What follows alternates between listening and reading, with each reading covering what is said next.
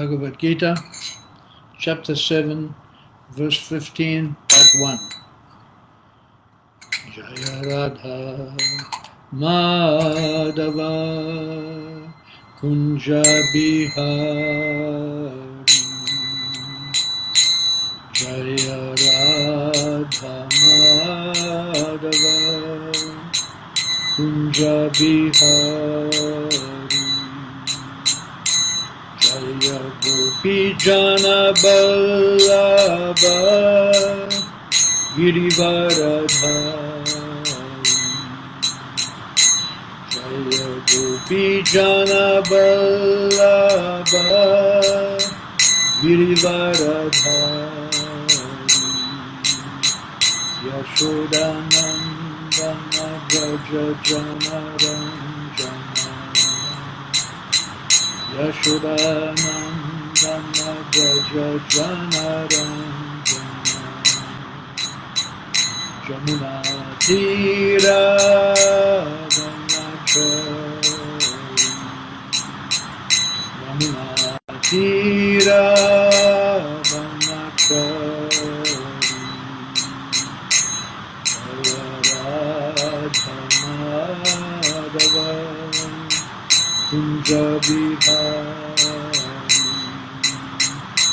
Jaya Radha Madhava Kunja Bihari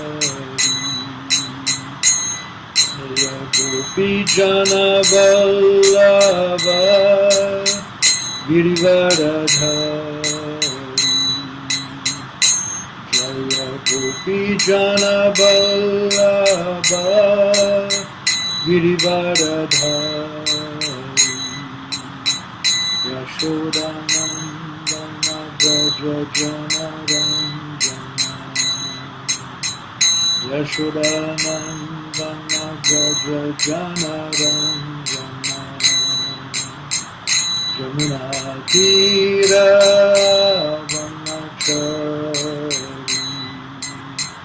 Yamuna Tira Vanachari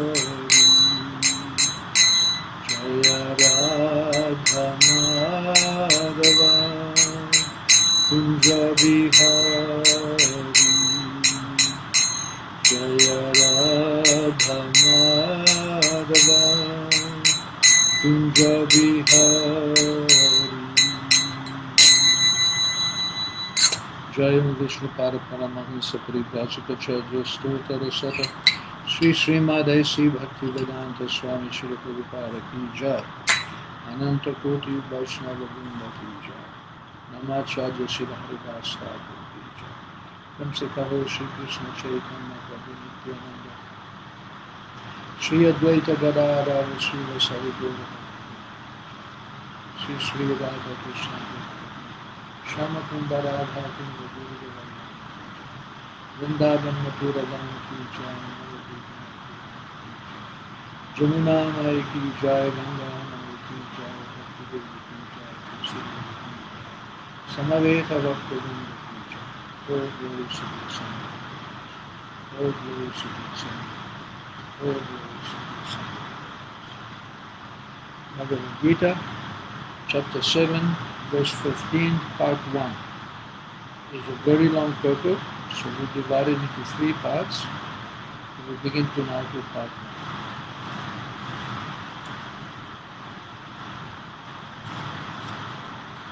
Namam Duskritino Muda Prapadyante Naradamaha Mayaya Paritajana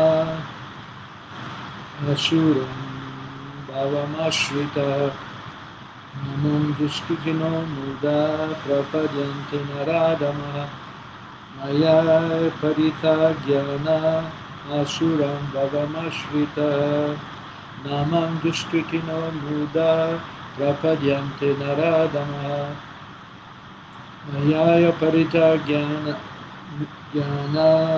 Asuram Bhavamashrita Namam Prapadyante Muda Namam Duskritino Muda Prapadyante Naradamaha Nayaya Paritagyana Asuram Bhavamashritaha Namam duskritino muda prapadyante naradamaha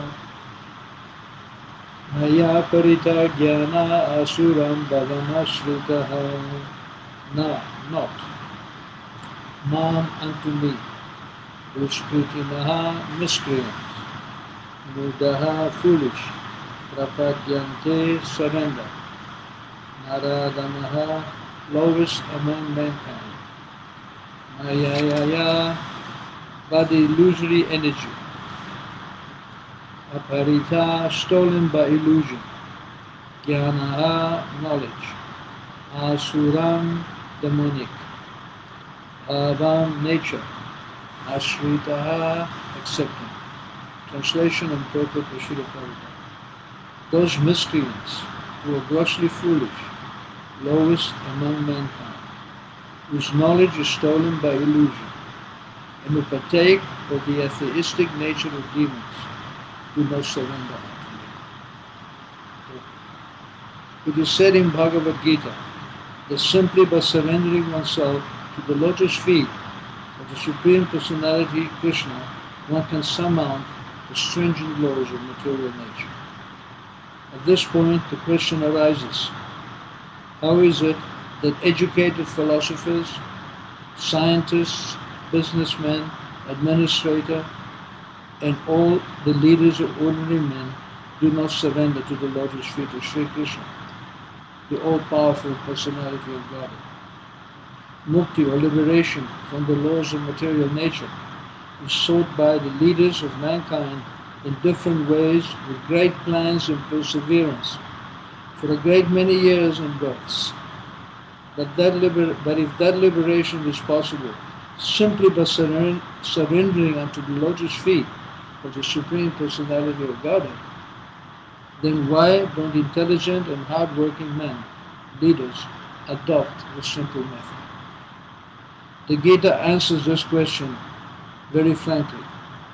Those really learned leaders of society like Brahma, Shiva, Kapila, the Kumaras, Manu, Vyas, Devala, Asita, Janaka, Prahlad, Bali, and later on Madhavacharya, Ramanujacharya, Sri Chaitanya, and many others who are faithful philosophers, politicians, educators, scientists, etc., surrender to the lotus feet of the Supreme Person, their all-powerful authority.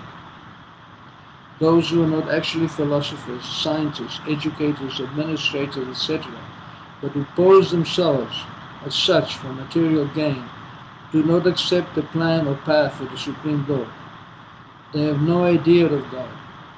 They simply manufacture their own worldly plans and consequently complicate the problems of material existence in their vain attempt to solve them. Because material energy nature is so powerful, it can resist the unauthorized plans of the atheists and baffle the knowledge of the planning commissions. The atheistic plan makers are described herein by the word duskritina, or miscreant. Kritina means one who has performed meritorious work. The atheistic plan maker is sometimes very intelligent and meritorious too, also, because any gigantic plan, good or bad, must take intelligence to execute. But because the atheist's brain is improperly utilized in opposing the plans of the Supreme Lord, the atheistic plan maker is called Duskriti, which indicates that his intelligence and efforts are misdirected.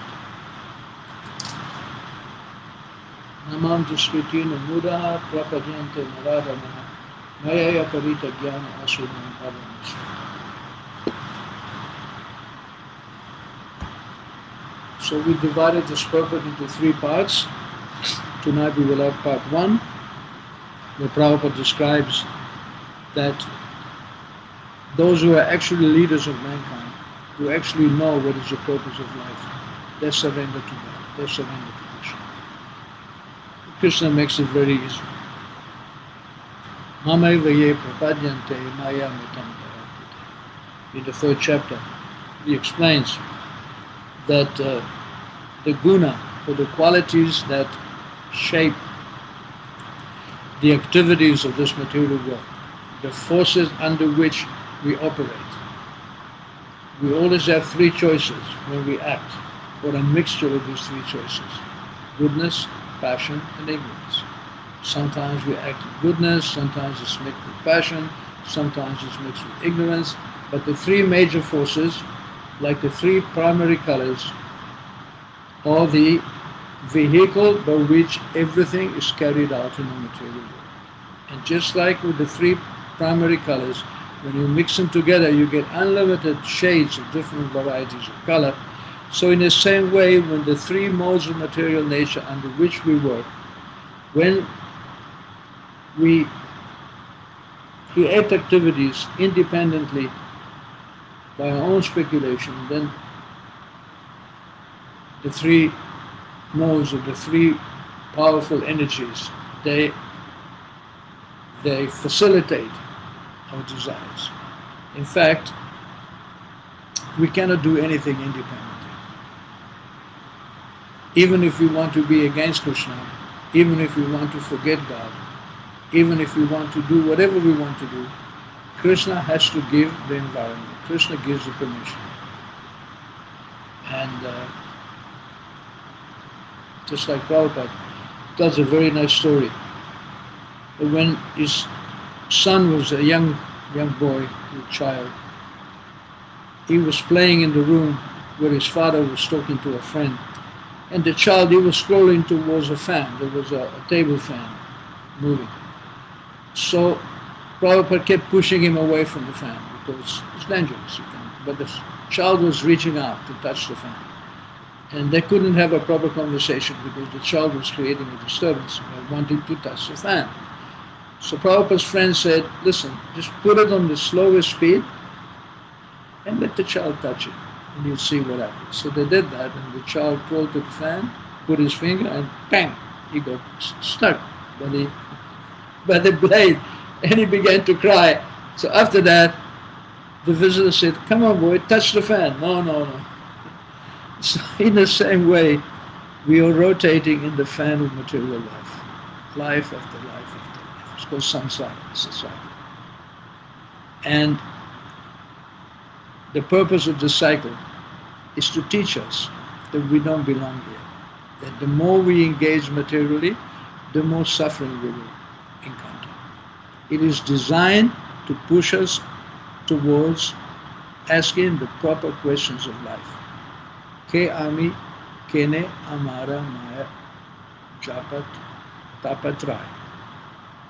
Ke ami, who am I? Why are the three miseries giving me trouble? These are the real questions. What is the purpose of my life? So how can you find out? You can find out. There is no shortage of information. What is the key to finding out proper answer to these questions? The key is sincerity. The key is to actually want these answers. But 90% of people are trained that the purpose of life is not to ask these questions. If you ask about the purpose of life, they will say it is imponderable. This is not a subject.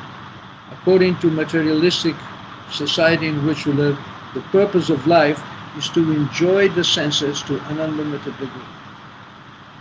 The problem with enjoying the senses materially, the material senses, is twofold. The first problem is that the senses are temporary, like my body.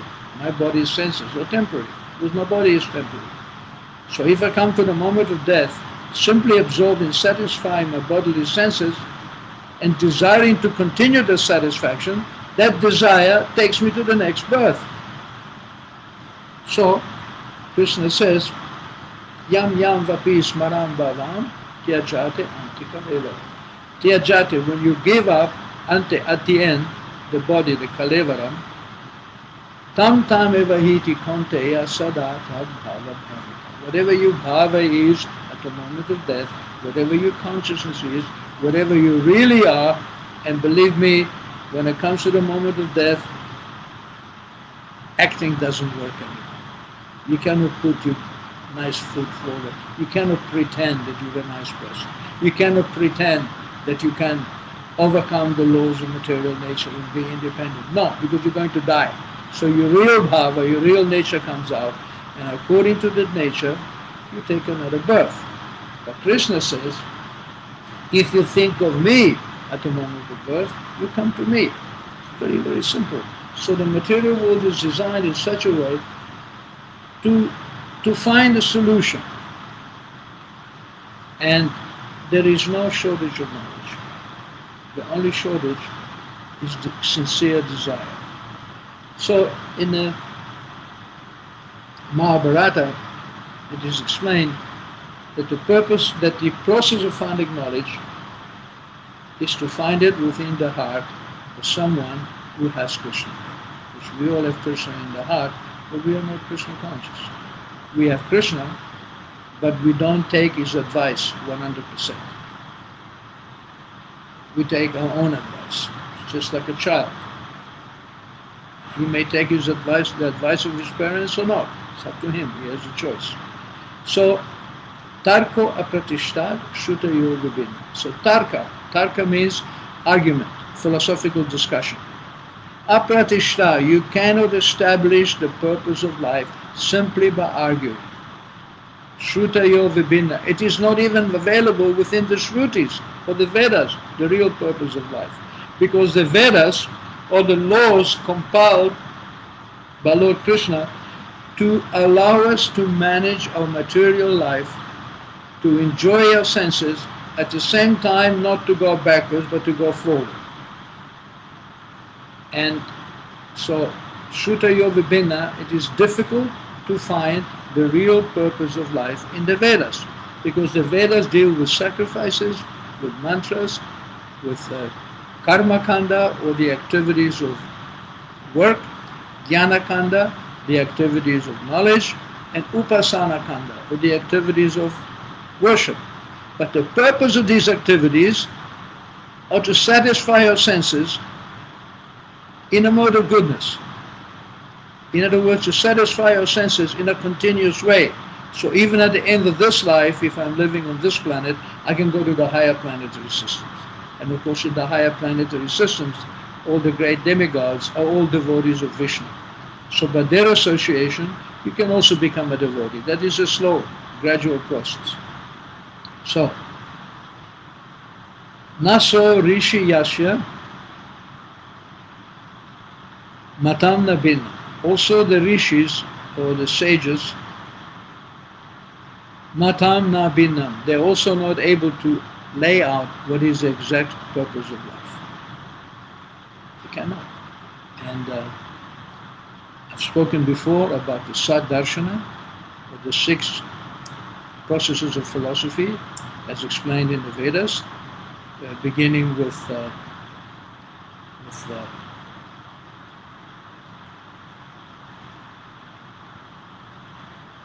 performing activities which will be beneficial. That is explained, it was also explained by Nanda Maharaj to Krishna, when Krishna tried to stop the Indra Yajna, the Indra sacrifice. Nanda Maharaj said, well, we worship Indra because Indra sends the rain. And without the rain, the crops won't grow, we will not be able to feed ourselves, the grass will not grow, the cows will not be able to feed themselves. So because Indra sends the rain and the rain maintains us, we worship Indra. That was one of the arguments put forward. And then there is 5 other philosophical treatises,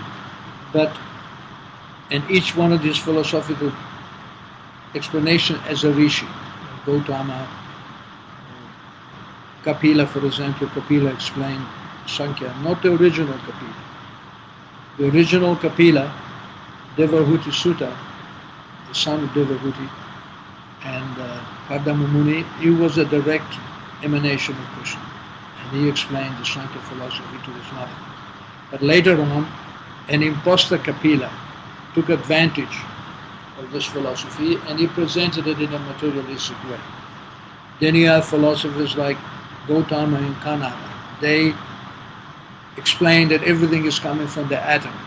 They examine the material energy, and atomic energy is the beginning and the source of everything, which is pretty similar to modern science. Then you have the Mayavadi philosophers, Shankaracharya. They explain that yes, we are spirit, God is spirit, but we are impersonal, we are simply the light. And once we give up this body, we can merge into the supreme light.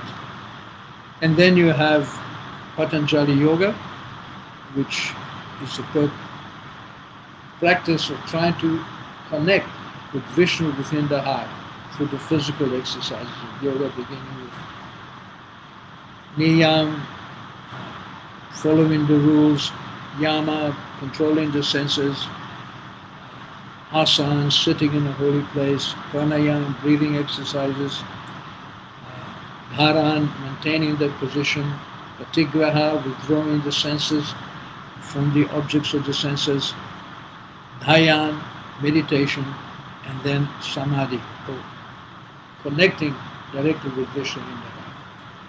But all these processes are either impractical or atheistic. The sixth process presented by the great Rishi Vyasadeva is Vedanta, the Vedanta Sutra, and that is explained in the Bhagavad Gita. Janmad yasya yataha. It begins with understanding that everything is coming from God. We are coming from God. Our desires, our knowledge is coming from God. Krishna says, Sarvasya chaham ridi sanivishtu. I'm in the heart of everyone, so Krishna is in your heart. Mata, from me, smriti, remembrance, jnana, knowledge, and apohanam, forgetfulness. It is coming from Krishna. Krishna has to give us permission. For example, I may be able to move my hand. I may pick up my pen. I desire to pick up the pen, and my hand goes and picks it up. But what is mine is only the desire. The actual physical activity of picking up the pen, of moving my hand, moving the muscles, moving the fingers to bring it here, that is not in my control. But if I become paralyzed, I may desire to pick up the pen, but I cannot because I'm paralyzed. That means somebody is supervising my movement. So Krishna says, I am supervising. I give you knowledge, I give you forgetfulness, and I give you intelligence. On what basis? On the basis of your desires, on the basis of what you want. Because you will not accept anything else. It's just like a spoiled child. He will only accept instruction from his mother or father if it suits him. Happened to me. My father gave me good advice, but it didn't suit me. So I left home, and I lived on my own for some time. So we have that independence. Never undervalue the power of our independence. You cannot undervalue it because it is coming from God. It is a part, we are parts of God. So that independence is also given to us by God, and it is very, very, very powerful. And if it wasn't so powerful, then we wouldn't be independent.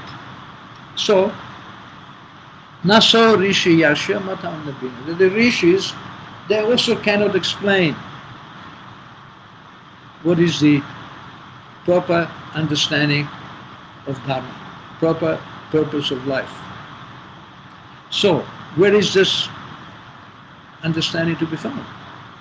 If you cannot find it by arguing, you cannot find it in the Vedas. If the great rishis don't even know it, so Dharmasya Tattvam, the truth of Dharma, the truth of our duties in life, Nihitam Gurayam, it is placed in the heart of Mahajano, of the great souls. Mahajano, great personalities. Jena Gata Sapantaha. And we follow that path, that pantha. Pantha means path. By following that path, we can get proper understanding because they have it. And these Mahajanas are mentioned by Yamaraj during the activity of Ajamil. The Yamadutas were baffled. They came to get the soul of the sinful Ajamil, But the Vishnu Dutas, they prevented it because Ajamila chanted the name of Narayan at the moment of death. So the Yamadutas, who were baffled, and they went back to their leader, Yamaraj, and said, what happens? We never had this problem before. You are the supreme controller of the sinful souls. We went to get a sinful soul and we were prevented. So Yamaraj explained that he is not the supreme. He is only one of the 12 Mahajans, of the great personalities. Swayambhu Narada Shambhu, Kumara Kapila Mangu, Pralado Janaka Bhishma, Balir Vayasiki Vayam. Vayam means me. Me means Yamaraj is speaking. Vayam, me. I am one of the 12 authorities in Dharma. So therefore Yamaraj is also called Dharmaraj. And Swayambhu is Lord Brahma. Narada is his son, Narada Muni. Shambhu is Lord Shiva. Prahlada is the great devotee of Nrsimhadev. Janaka is the father of Mother Sita, Janaka Maharaj. Bhishma is the great hero of the Mahabharata, Gurus. And Bali is the grandson of Prahlad Maharaj, who surrendered everything to Krishna. And Vyasaki is Sukadeva Goswami. And Vayam is Rama. So these 12 authorities, if you follow these 12 authorities, as Prabhupada mentions in the Gita, and later on, by way of these authorities, lines of disciplic succession, knowledge was handed down through these authorities down to the present day. Srila Prabhupada got this knowledge from Bhakti Siddhanta, who got it from Bhakti Vinod, who got it from Jagannath, who got it from Baladev, and so way the Guru Parampara goes back since the beginning of creation. There is no question of having a creation of the material world without instructions how to operate. I just bought a new telephone the other day. It came in a box, but something else also came in a box. The instruction manual, how to work it, how to set it up. You think that if a simple thing like a material machine comes with an instruction manual, that the supreme machine of the universe is created and there is no manual? No, there is a manual. The only problem missing is that we don't want to read it. In fact, it is a joke in the computer world that when all else fails, read the manual. Because we have an inbuilt reluctance to read them, to accept instructions. Because we are independent, we are Satchitananda, we are full of knowledge and bliss. We are eternal, we are part and parcel of Krishna. We're just misusing that independence. We need to learn that to misuse the independence means to suffer. So Krishna is teaching us. Just like, this material world is like a prison house. You cannot be happy here. It is designed to give you trouble. It is dukkhalayam. It is full of misery. And even if you think, well, I'm a rugged individual, I can fight the misery, ashashvata, you're going to die. And then who will help you?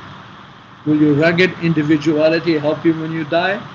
Will your physical strength help you? Will your money help you? Will your wife or your husband help you? No. Only Krishna can help you at the moment of death. Therefore, from these 12 Mahajans, this knowledge has come down through Madhvacharya, Shankaracharya, Ramanujacharya, Nimbarka, Chaitanya Mahaprabhu. All these great philosophers have been passing this knowledge down. And it is there in the Srimad Bhagavatam. Prabhupada presented this Srimad Bhagavatam. There is 18,000 verses, 12 cantos. You cannot reach the end of it. Prabhupada tells the story that his Guru Maharaj, Siddhanta Saraswati Thakur, he was lecturing on the first verse of Srimad Bhagavatam for 3 months in Dhaka. Jammad yasya yatum vayadi taraso charteshu abhigya swarat tenne brahmridaye ya adikavaye muyanti yatsuraya tejovari mridam yatha vinimayu yatra krishnango Krishna damna svena purokam satyam param dimahi satyam param dimahi. By reading Bhagavatam, I meditate on satyam param, on the supreme absolute truth, on the real truth, not the truth that I concoct with my physical activity. So, thank you very much for listening. So, we will have class again on Friday. Next week I'm leaving for Thailand. I still haven't worked out my class giving schedule, but I'll do that. So Krishna Premavati Dasi has logged in. Hare Krishna Prabhu. Respectful obeisances to you also. And Anders Sederberg, my humble obeisances, while eating Haribol, Koti Pranam. Koti means billions. Pranam means obeisances. And Viranda Devi Dasi, Hare Krishna. Thank you for participating. If you want to comment some more, please be free to leave messages, and we'll see you on Friday. Haribol.